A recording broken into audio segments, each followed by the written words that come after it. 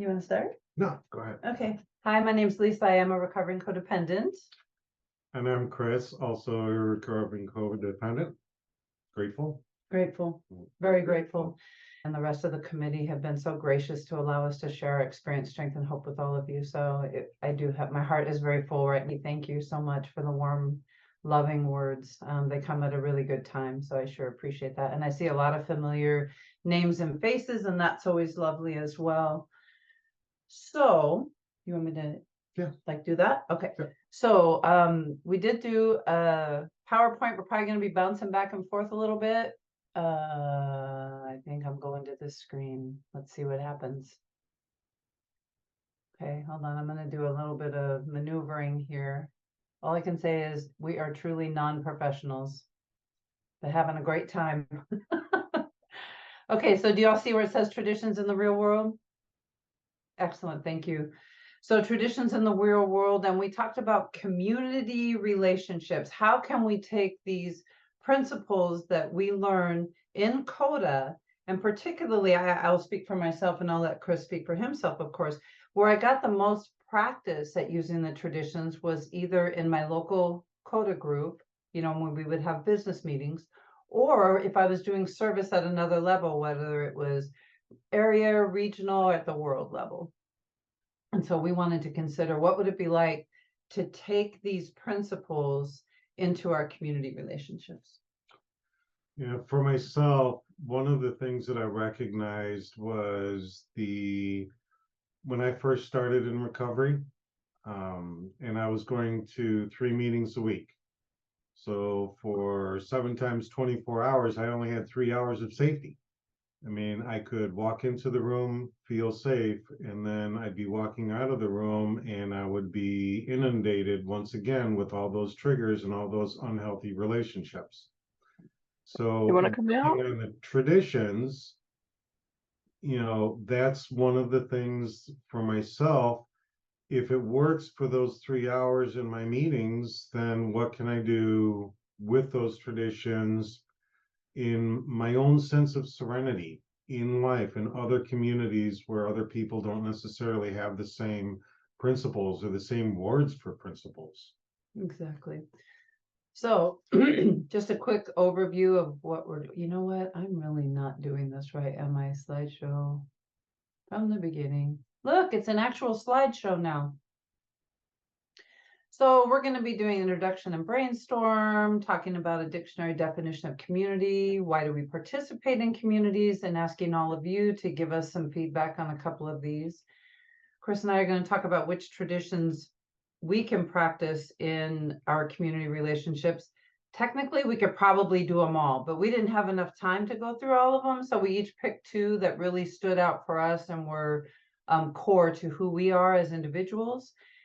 Once we do that, we're going to do a breakout discussion and allow you all in small groups to talk about how you can practice the traditions in your community relationships. We always have a break because that makes me happy. Then we're going to be talking about tradition 12, which in essence has the ability to sum up all of this. We're going to have a Q&A sharing time and then a time of conclusion.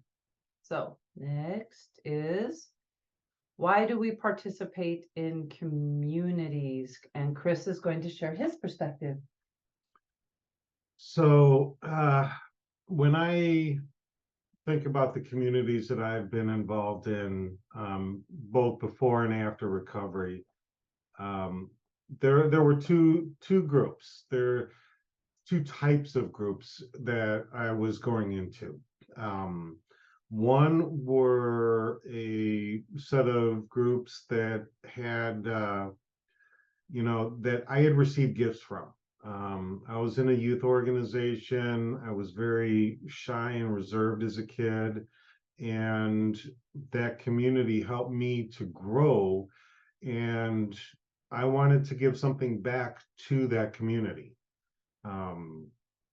So on one side, I was, you know, responding to the gifts that were given to me freely, and I wanted to give those gifts back. The other set of groups that I took part in, I knew I was missing something in life, and I was challenging myself to go out and learn something in these other communities that I didn't necessarily get handed to me on a silver platter when I was growing up. So it's a place for me to test my wings and challenge myself to grow. Fly, be free. Yes, and so on my side, I was in a couple of different youth organizations when I was younger as well. I played sports, I did those sorts of things, but as an adult, it was a very different experience. What you doing? I'm putting it- Oh, look, it's me. And so what I gave consideration to was I wanted to build relationships with people who had similar interests as me. And I'll choose one that I'm hoping is fairly innocuous. I make beaded jewelry and I do it for fun. And I really loved the community of getting together with other people. I would do it formally in classes. We would also do it informally and meet at people's homes. And it was a great way to share and build relationships with like-minded people. And I think there are other groups as well that can fit into that category, including spiritual groups. And then something else I also gave thought about was neighborhoods, you know, where I live.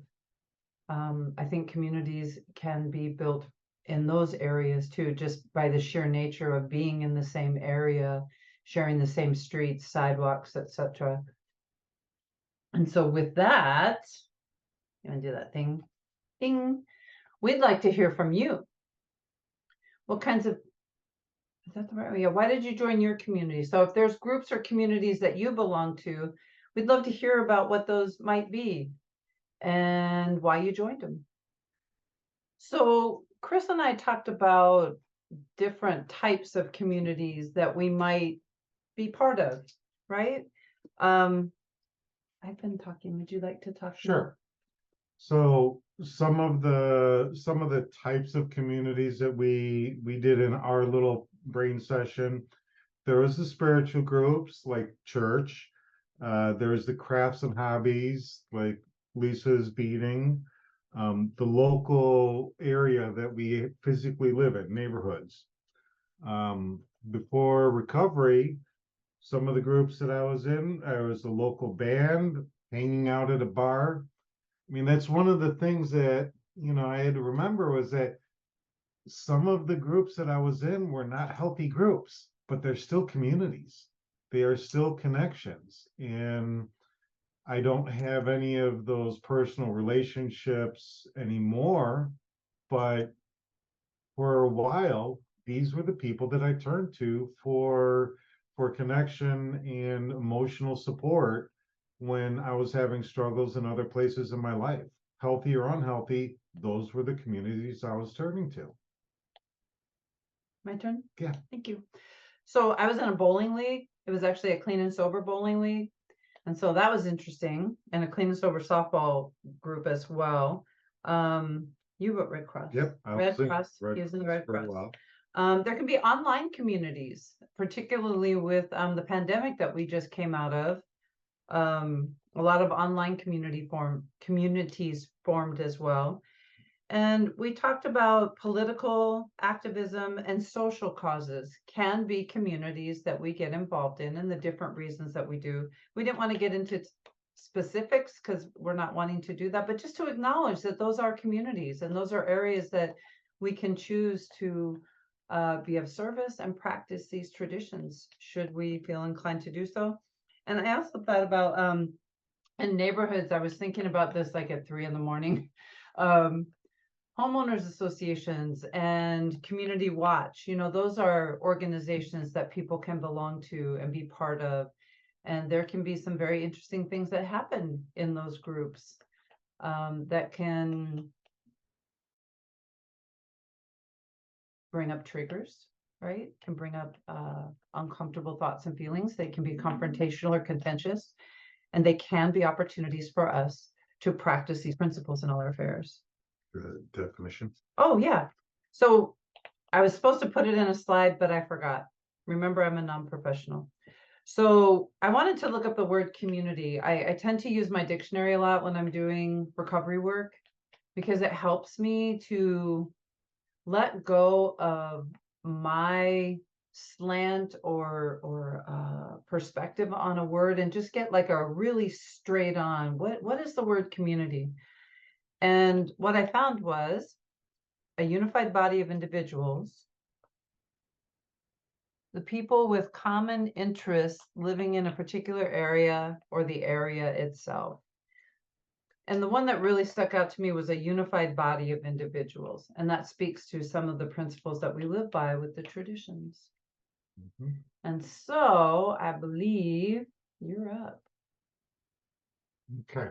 Let me share screen real quick. Yep. I'm going to share screen real quick so you can see what Chris is going to be talking about. I'm going to scoot you over a little bit. Okay, so the two traditions that really jumped out at me when we were preparing was tradition 8 and tradition 11, and they kind of work side by side. Um, and let me describe how it works for me. So outside issues, this was for one of the things that really got me all twisted up was triangulation, and then my in a former intimate relationship, she had her relationships with her family, some of which were struggling, and then, for example, she had a problem with my sister-in-law. Well, her problem with my brother's wife really and truly is an outside issue. Should have been. Except she made it my problem, and the good codependent in me allowed her to make it my problem. Um, it caused strife and tension between my brother and I, and I've had to do work on that. So trying to remember that when I'm in my relationships in recovery, I want one-on-one relationships. And if there's a problem that the other person is having, or I am having, it maybe I can get an outside perspective, but that's not the other person's problem. It's my problem. Or it's not my problem, it's theirs. So I can participate and I can give my perspective, but it's not my issue. The other tradition that really helps me is tradition 8, which talks about unconditional love. Because I want to practice these principles in all my affairs. Okay, part of my primary purpose is to treat others and myself with respect. And if I am giving respect only to the people who I love, then basically I'm being conditional with my respect.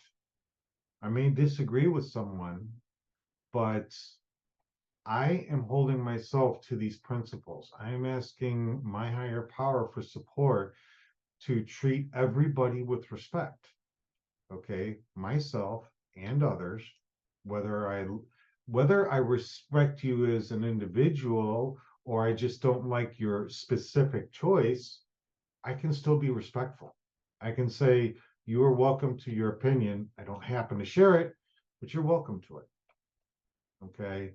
For me, that's a definition of unconditional love that I want to live by. So if I'm being sarcastic, dismissive, confrontational, I know that I'm not in that place of unconditional love anymore.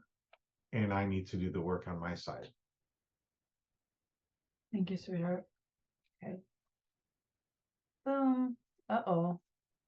I didn't know it was going to do that. Okay. So I chose tradition 2 and tradition 3.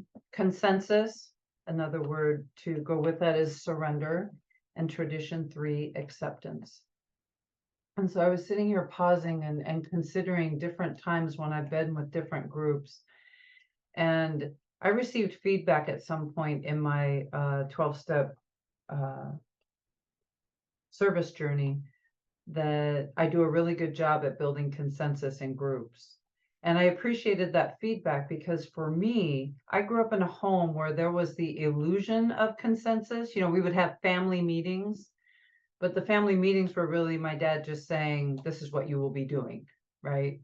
And there was no consensus. There was no being heard. And the one time that one of my sisters had a boyfriend who said, come on, let's get in there. It's a family meeting. You can tell him whatever. And my dad just smiled as we all clammed up.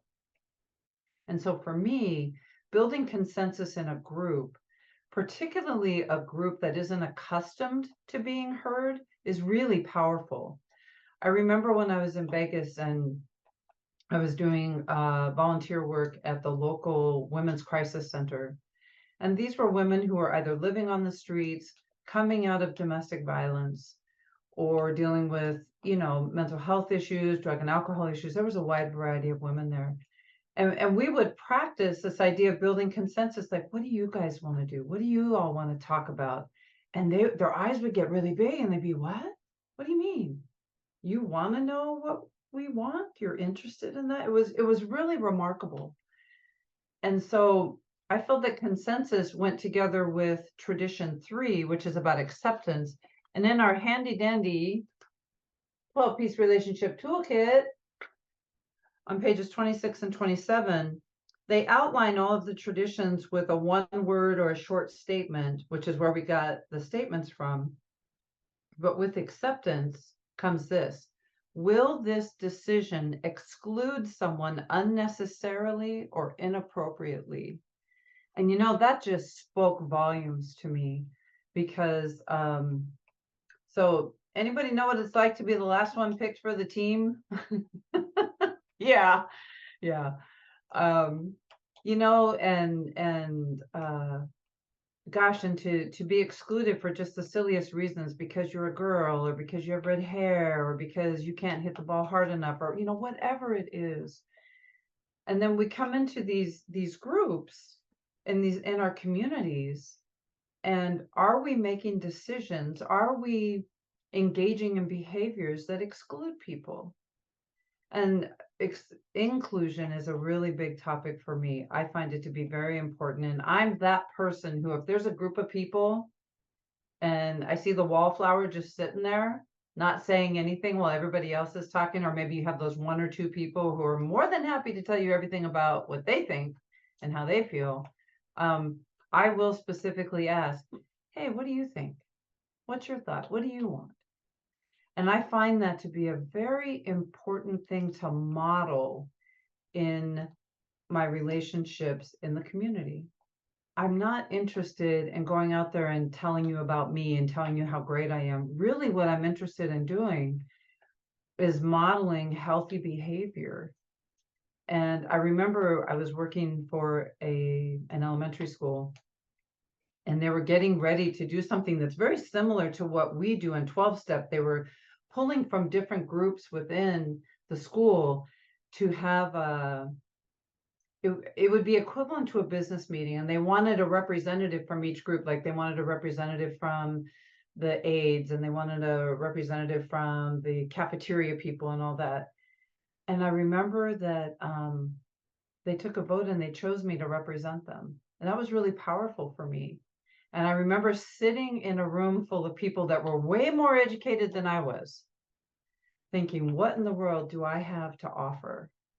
And then I thought about what I've learned in 12-step. And you know what? Everybody has something to offer. Everybody has a perspective. It's important. My story is important. Your story is important. Chris's story is important. And there's something to be learned from everybody. And I remember when we were trying to come up with some wording for something, and I had one of those brilliant flashes, and I said, how about this word? And they all went, yeah. And I went, wow. You know, it was really exciting. I want those moments in my communities, you know, and I think about challenging times that have happened. So I am a little more mature, and I lived through the 1989 Loma Prieta earthquake. And I remember when that earthquake happened, and I was new in recovery, and people just came together and shared, like, you know, our houses have been trashed. Some of us lived on second floors. It wasn't safe to be on the second floor anymore. So we're all bringing our stuff down to the ground, and people are sharing. And It's like that, you know, it's like that, helping each other and being there for each other. And so for me, building consensus and that idea of inclusion, which is acceptance, has been a powerful thing that I want to model and bring to the communities that I'm in, whatever that looks like and however that works. And so that's my story. So at this time, Yep. can you see what time it is, babe? Yes, you can. He's gonna be the time check for me. It is. Perfect. Yeah. So we'd like to do breakout small group session discussions. And we would like you to consider how would you use the principles of the 12 traditions in the communities that you're in. So I'm going to turn it over. Let me stop sharing. I'm going to turn it over to our wonderful hosts to set up breakout rooms. And we'd really love you to participate. We really would. It would be really awesome to have you, share where you're at. Oh, and everybody went over there. Okay. Hi, everybody. Welcome back. I had a thought. Let's talk about that at break time. So it is break time right now. We're going to take a break for about 10 minutes. And when we come back, maybe we'll take a couple minutes to have people share what their experiences were before we do Sure. our thing. 'Cause I think we have Yeah. plenty of time. Okay. So we'd love to hear what your experience is, but this is usually the time when people say, yeah, I need to go take care of myself. So go ahead and take 10 minutes and I'm sure the crew will let us know when it's time to be back. Thank you. See you. Okay, so to honor the request of one of our attendees, let me get myself together here.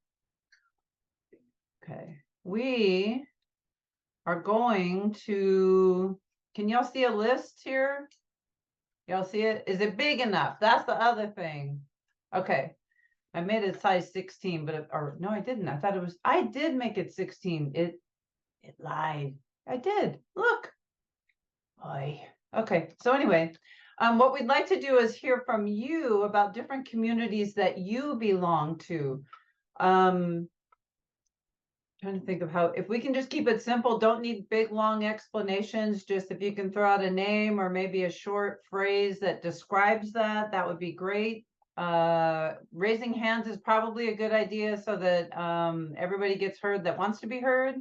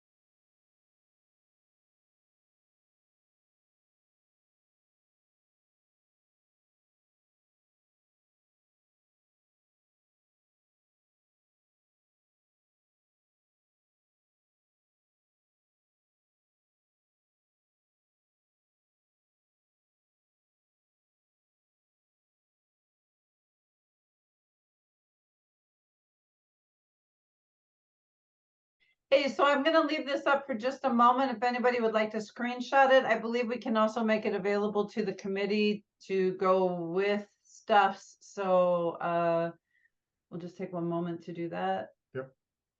And thank you all for your participation. I think that gosh, that we were in our small group, and I identified with one of the people who shared they had just moved to a new community and then the pandemic hit. So there was no time to build community. And that happened to me. I moved to the Chicago area, and 3 months later, everything was shut down. And that was for about 2 years, right? So I definitely relate to just now, like in this last 6 months or so, being able to start looking at, okay, what does it mean to join community? What kind of communities are in my area? And maybe even developing a community on my own, not able to find what I'm interested in. So it's definitely been a journey, definitely a journey. Okay, I'm gonna go ahead and stop sharing this. Actually, I can probably just go, I'm gonna stop sharing for just a moment. We're gonna move on with the rest of our presentation. So I'm gonna do this, and then I'm gonna, from the current slide. Okay, we're no longer on break time. Am I sharing yet? I'm not even No, sharing not yet. sharing yet, Oh, but goodness you took it gracious. up, but yeah. I did mention I'm non-professional, right? Yeah. No, I love the CoDA community. This is my heart right here, where we are right now. This is my heart. It is. So in our handy dandy 12-piece relationship toolkit that I love, on the final, well, not technically, it's not the final page, but on page 27, would you like to do this part? Sure. Okie dokie. So, oh, wait a second. We talked about sharing from the breakouts. I reminded you. Yeah, but do we have enough So- time? I think so. Let's go 10 minutes for a few people to share. Okay. How about that? And Okay. then we'll go into tradition 12. Okay, so I'm not going to be talking about tradition 12 just yet. So we did do a breakout session right before break, and we wanted to hear if anybody wanted to share their experience. Chris is saying about 10 minutes. So that would be, 2 minutes max for each person. If you wanted to share what you talked about, what came out of it for you, etc. Looks okay. And we're going to Okay. go ahead and do our thing. I'm going to Yep. share screen. I hope I'm going to share screen. Let me do this first. From current slide. By using it, doing a slideshow. Resume slideshow. Resume slideshow. Yep, here we go. Okay. Here we go. And here we go. So tradition 12, you were going to do this part, Sure. correct? I will Start get with? started on this. Yes. Okay. I'll go ahead and. So in the relationship toolkit, when you get to the questions on tradition 12, or at the tail end of it, ultimately, all of these questions can be condensed into a single, simple idea. What is the loving thing to do? The traditions, as we said earlier, we could probably do every single one of the traditions in community, relationships. We've highlighted a couple of them, but the reality is that all the traditions have their place in all aspects of our life. We did want to finish on tradition 12 because of anonymity. We have learned in our share meetings how critical anonymity is to our own healing as well as everyone else's. And what is the loving thing to do? That does depend on the individual. Okay. Both Lisa and I have different ways of looking at what is a loving thing for me to do. Okay. What is the loving thing to do for myself? What is the loving thing for me to do for my community? Can we go to the next slide? There is no next slide. Oh, okay. So, Sorry. so for myself, one of the things that we were looking at is, for myself, what is the loving thing to do? Yes. Okay.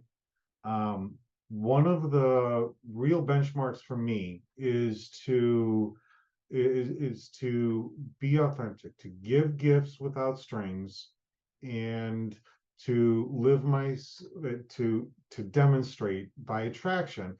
These are the traditions that I'm living and holding myself to. And if somebody notices and asks me about it, great. And if they don't notice it, then that's okay too.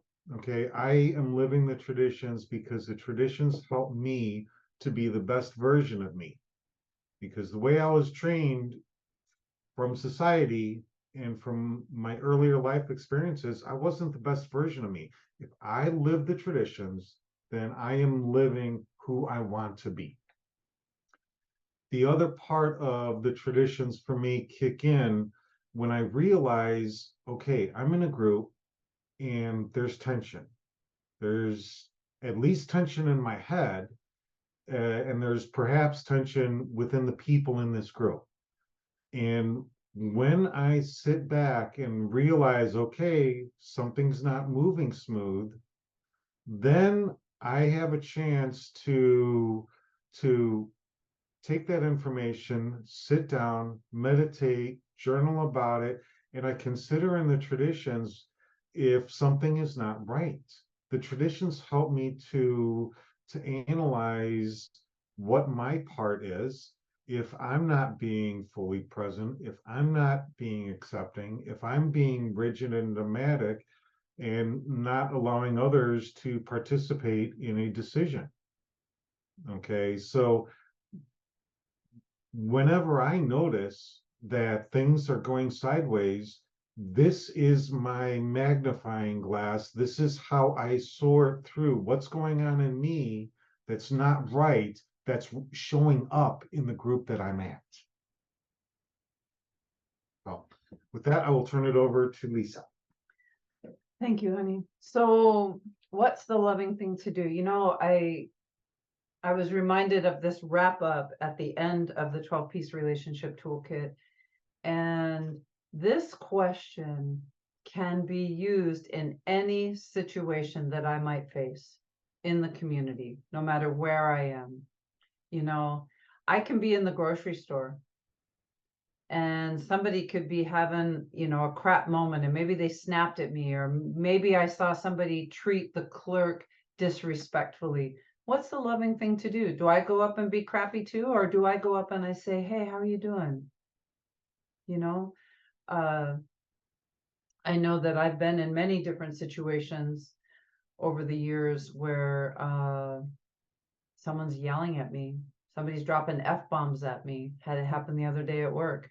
I deal with people every day who have had traumatic things happen, and I get to talk to them and walk them through those things. And every once in a while, my take on it is that things get overwhelming, and I happen to be the target, you know, and I had somebody dropping F-bombs at me. This needs to F and get done, la, la, la. And I literally made a choice in that moment. I could have said, the way you're speaking to me is disrespectful, and hang up. And I've had to do that before when I've had drunk people call me and do that. But this lady wasn't drunk. She's traumatized. She's upset. Things aren't happening the way she thinks they should. And so I paused. And I remember thinking, I don't know if I thought this exact question, but it's definitely from a place of love. From a place of love, to come from a place of love. What's a loving response to this person who's very upset? Do I need to escalate, or can I de-escalate? Can I keep myself calm, or do I need to go where she is? And, you know, frankly, I don't need to go to that level. Sometimes I do, because I get hooked, I get triggered, and I go there.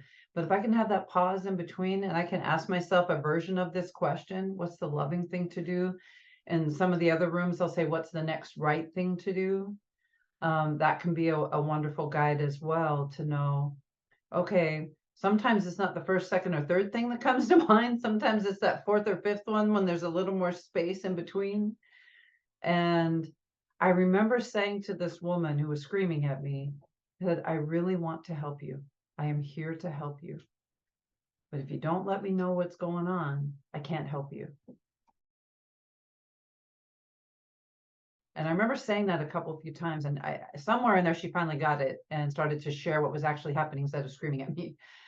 And so coming from a place of love is really powerful for me. And I have two little post-its on my computer screen here. One of them is be the Grand Canyon. And what that means for me is to have space in my heart that's large enough for all peoples, no matter where they're at. And sometimes I know I used to be very narrow in that. It's like, if you're not acting within this narrow little corridor, you're a jerk, I'm out, right? But as I know for myself, there are a lot of hurting people out there. There are a lot of communities that are suffering. There are a lot of groups that are dysfunctional and they don't know another way. Be the Grand Canyon, have space for them. And the other is to listen with my heart. You know, when somebody's spewing and they're spewing out vitriol, they're spewing out anger, they're spewing out their frustration, what's really going on? Because when I listen with my heart, I can connect with, oh, here's a person who's in pain. Here's a person that really needs somebody to be compassionate, not to tell them what a jerk they are, you know? And these are things that I practice to the best of my ability, imperfectly. What's the loving thing to do? And you know, the truth, I get to practice it with this community here. You know, this is a community of two right here. And sometimes the person closest to me, I've kind of learned that it's a level of safety and I can be authentic and not just, you know, and then it's like, oh, I'm making amends for that. But if I can have that pause there too, and to say, what's the loving thing to do? Do I need to go to that place and get pissy, or can I have a more loving response? Or sometimes I even need to say, I need a minute and walk away for a moment with the idea that I'm coming back. That's something my very first sponsor taught me. Adults say when they're coming back, they don't just leave. And for me, that has been essential in my life in many different areas, including CoDA service, we get to treat each other. And I appreciate that somebody brought up the inner community as well, because I used to treat myself really bad and I still struggle with that at times. And I appreciate that being brought up because that's where it starts for me. That's where it starts for me.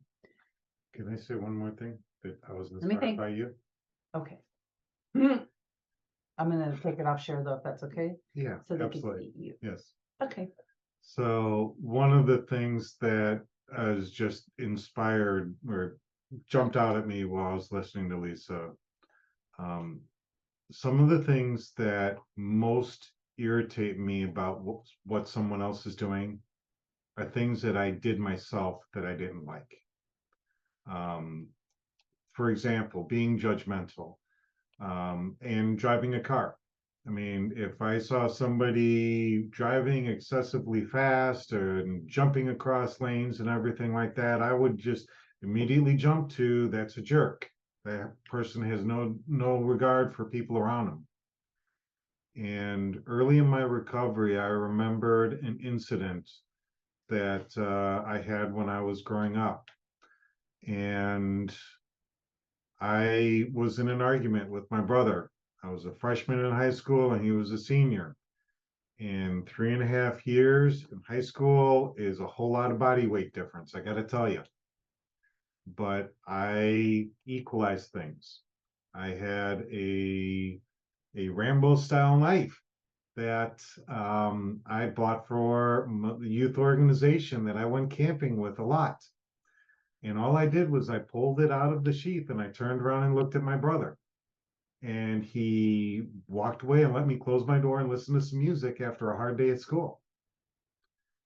And my younger brother called my mom and she made a generally 15 to 18-minute drive in 7 minutes flat.